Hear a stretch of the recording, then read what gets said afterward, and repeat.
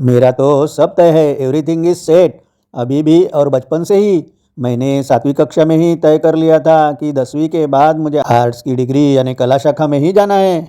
चिन्मय उम्र मात्र 22 साल मुझसे बात कर रहा था। 10वीं में 88.4% मिलने वाला, तेज वाचाल और कई विषयों का ज्ञाता। उसके तर्क और डिबेट में बात रखने की कला देखकर मुझे कुछ ही दिनों में समझ आ गया था कि इसके साथ बौद्धिक बहस न करना ही समझदारी है, वरना मेरी पोल खुलते देर नहीं लगेगी। खोल देते हैं वो हर राज, हर ताले की चाबी जैसे इनके पास है। आज की यह पीढ़ी के मनों में कल की कामयाबी साफ साफ दिखती है। चाहे चिन्मय हो, पूर्वेश हो या रौनक, पढ़ाई की प्रगति में देखे तो एक टॉपर, एक बॉटम 3 वाला और एक मिडिल। लेकिन खुद को पहचान कर अपनी दिशा इन तीनों ने पहले ही तय कर ली थी। कम से कम वे इतने आत्मविश्वास के साथ तो यह कहते तो थे। और घर में कोई इस बारे में ज्यादा बहस करे तो इनका एक ही जवाब होता था, जो मुझे अंदर से सही लगता है वही फाइनल करता हूँ। For me life is all set. फिर उसके आगे बहस क्या, संवाद भी रुक जाता है। मूल रूप से यह सेट होने का क्या चक्कर है, यह जानने के लिए मैंने एक बार चुपके से गूगल भी किया। मुझे जो अर्थ पता था, क्या उसके अलावा भी कोई नया मतलब है इसका? पूछने की तो हिम्मत ही नहीं थी, क्योंकि अर्थ बताने के पहले ही मुझे यह सुनना पड़ता। क्या काका, आपको इतना भी नहीं पता?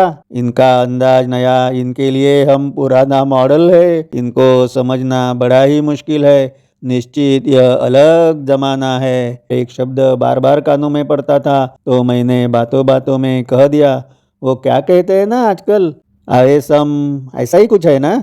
बस मुझे अपनी गलती का एहसास होने तक आशय हंसते हंसते लोटपोट हो चुका था। अरे बाबा, वो अवेसम नहीं, आसम आसम। उस वक्त मुझे शर्मिंदगी का जो एहसास हुआ वह तो मर जाने जैसा ही था। उस अनुभव ने मुझे थोड़ा समझदार तो बना दिया।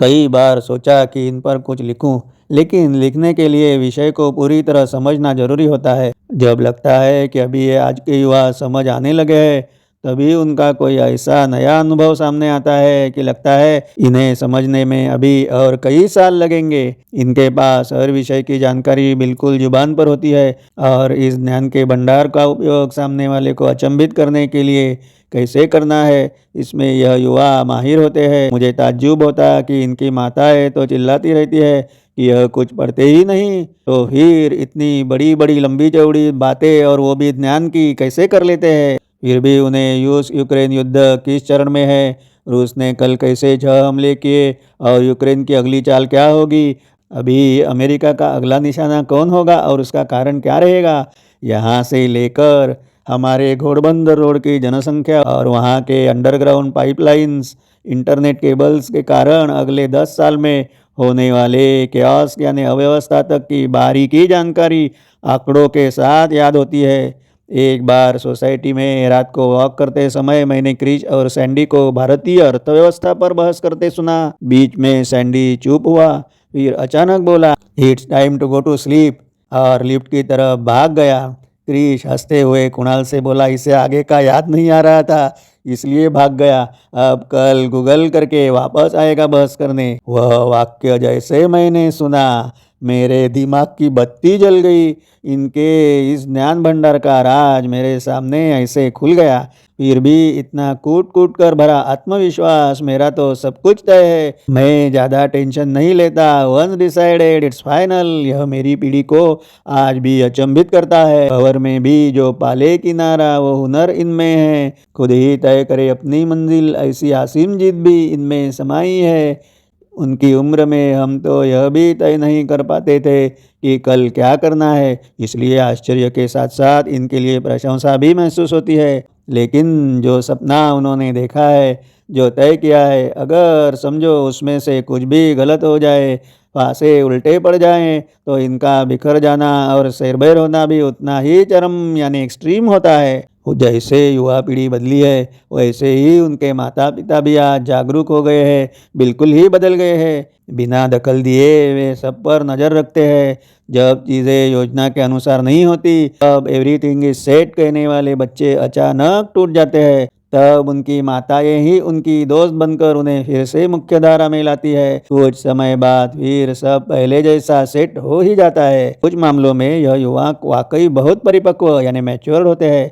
घर में कोई बुजुर्ग आए तो बिना कहे पैर छूना, मेहमानों के साथ गपशप में शामिल होना, घर के कामों में हाथ बटाना और दादा दादी की मदद के लिए दौड़ना, यह सब इनके स्वभाव में है। उन्हें अपनी मध्यम वर्गीय लाइफस्टाइल का भी बखूबी एहसास है। मुट्ठी भर अमीर बच्चों की तरह नाइट लाइफ एंजॉय करने का उन्हें कोई जुनून नहीं दिखता। कॉलेज में जाने के बाद भी यह बच्चे अक्सर अपनी माताओं के बहुत करीब होते हैं। उनकी ही भाषा में कहे तो ममाज बॉय। और उनके माताओं के मन का डर कि क्या शादी के बाद भी मेरा लाडला ऐसा ही मुझसे जुड़ा रहेगा, और यह डर भी बच्चे की 15-16 साल की उम्र से ही शुरू हो जाता है। माँ के इस डर को भी यह बच्चे आसानी से पढ़ लेते हैं और मन ही मन मुस्कुराते रहते हैं। प्रेम और रिश्तों के मामलों में भी यह हमसे अलग है। करियर ही इनका मुख्य फोकस होता है। कॉलेज के अफेयर्स को वो जीवन का हिस्सा मानकर सहजता से स्वीकार करते हैं, और ब्रेकअप होने पर हमारे पीढ़ियों जैसे देवदास बनने के बजाय जिंदगी में आगे बढ़ जाते हैं। हमारे समय भी मेरे काफ़ी मित्र विदेश तो गए ही है, लेकिन आज 50% से ज़्यादा बच्चों को देश में रहना ही नहीं है। उच्च शिक्षा के लिए गए तो बस वही के होकर रह गए।